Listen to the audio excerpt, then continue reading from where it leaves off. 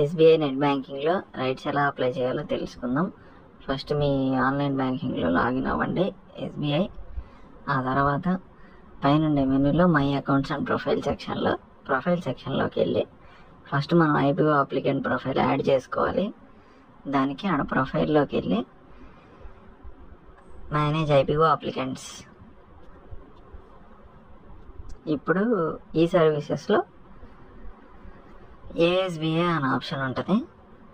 ఆ ఏఎస్బీఐ మీద క్లిక్ చేయండి. ఇప్పుడు IPO equity rights issue new వర్షన్లోకి వెళ్ళండి. ఇందులో రైట్స్ ఇష్యూ ఆప్షన్ చూపిస్తుంది. మనకి లైవ్లో ఉండే రైట్స్ ఇష్యూలు అన్నీ కనిపిస్తూ ఉంటాయి. ప్రస్తుతానికి ఎక్సికామ్ అప్లై చేసి చూపిస్తాను. షేర్ హోల్డర్ కేటగిరీ సెలెక్ట్ చేసుకోండి.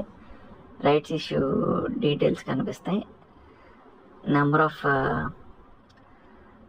షేర్స్ అప్లై చేసి అమౌంట్ పేబుల్ చూసుకొని